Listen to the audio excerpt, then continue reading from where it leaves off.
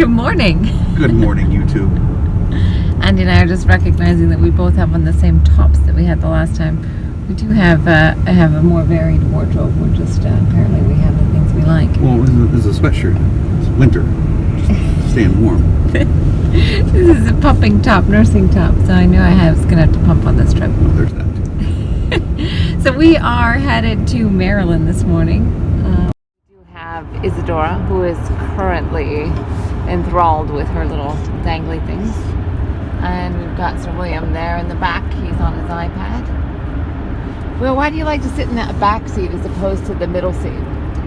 Because when I sit in the back seat, there are only two seats, and there's nothing in the middle, so I can't fall over. Oh, you can't fall over into the aisle. Uh-huh. I definitely fall over sometimes in that seat. So do you think that Tesla is missing some armrests for those middle seats? Is that the problem? Would you like an armrest on that seat? So I don't fall over, Yeah. and we can carry things in the back. Ah. Where's your dog today? At home. Okay, so today's trip to Maryland is... To buy some broken drones to...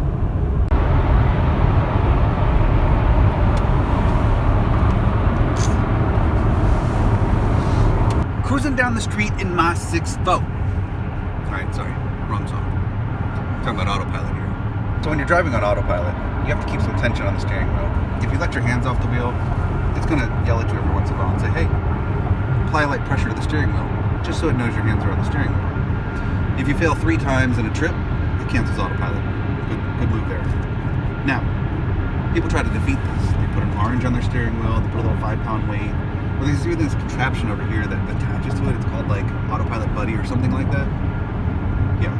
Let's not put those things on our steering wheel. Let's actually pay attention and keep our hands on the wheel. We've got Precious Cargo in the back. It's not full self-driving yet. We don't want them to have to integrate additional features into the car just to make sure that you're actually paying attention down the road when full self-driving gets here.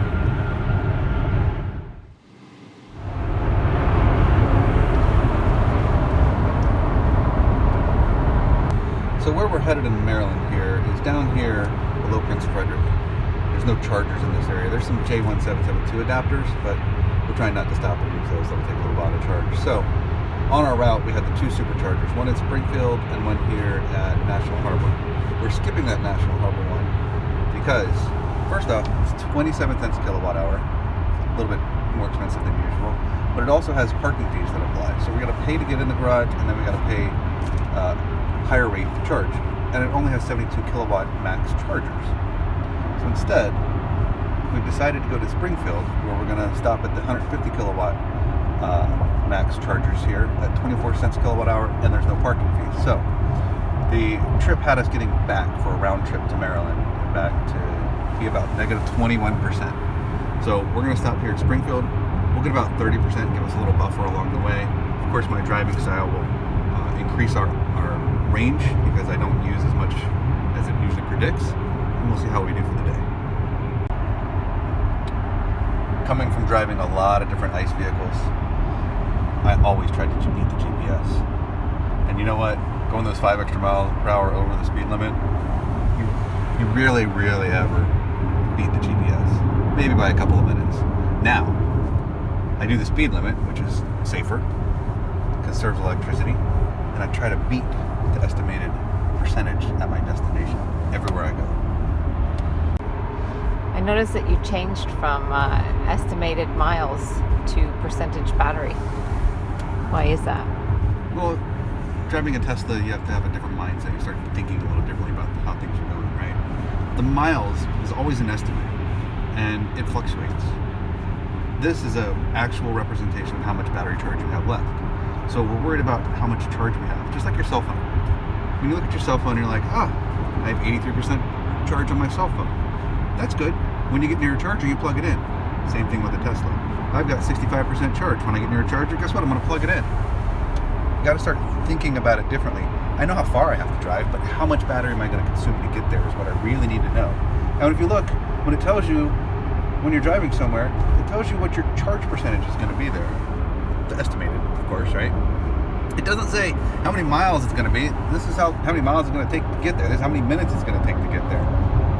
start worrying about percentages, you start thinking about it a little differently, a little more conscious of what's going on. Yeah, but I like to know how many miles I have left to drive. Otherwise, I have a bit of anxiety that kicks in there. Shit. So as you can see, when we left the house 27.8 miles ago, we were estimated to get here at 57% charge left. Instead, we're arriving with 59. It's just on the cusp of being 60% that we're getting here. If you look at my consumption, look at that. Average of 270 watt hours per mile over the course of this trip. That's not what it looks like when I drive.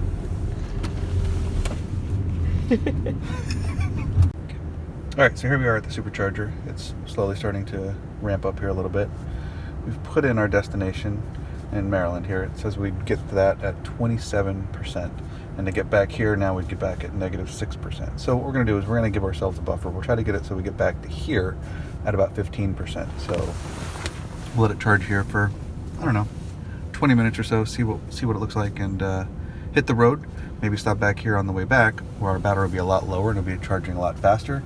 Just to get a little bit extras to get home, because we do charge on 110 at night because we're not in the house yet, where we can charge at 220. So we'll see how that goes. We have a little sleeper at our first stop. Meanwhile, Sir William has just asked for the Wi-Fi. What are you doing back there, Sir William?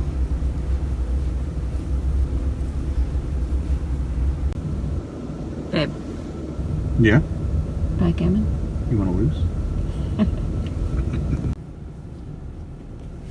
So here we are playing backgammon, and I noticed that there's a little set of numbers in the corner here. Anybody know what those numbers are? I think those are the winning lottery numbers from Lost, and the repeating numbers over and over and over again. Wonder why they're in the Tesla. So we ended up running into the mall while we were here. Used the loo real quickly. Now it gets us an estimated round trip back here at 19%. So we're gonna go ahead and disconnect here, and I think we probably make it all the way home without charging again until we get home. But maybe we'll stop again and play it safe. We'll see. See how we feel. We're out cruising down the road. Got some road snacks. I have a banana.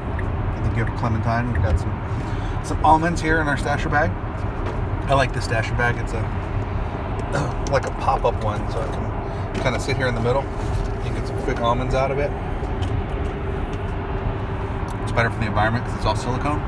No plastic in here. We go home, we wash them, reuse them. For all sorts of things. We even sous vide in them. We do. And here, while we're on the road, this banana peel, I could Mario Kart it out the window, but that's not kosher. So I'll take the peel and throw it in one of these stasher bags, bring it home, throw it away properly. All loaded up, ready for the composter. As soon as you get your waste in there, babe, take it home. Ready to be composted. There's the nation's capital. And over here we have National Harbor. Great view of Potomac. It's a nice... Oh yeah, look at that. Look how far above we are in the projected estimate there.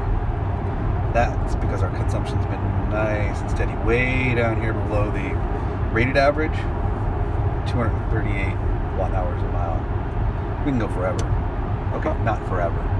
We're doing very well.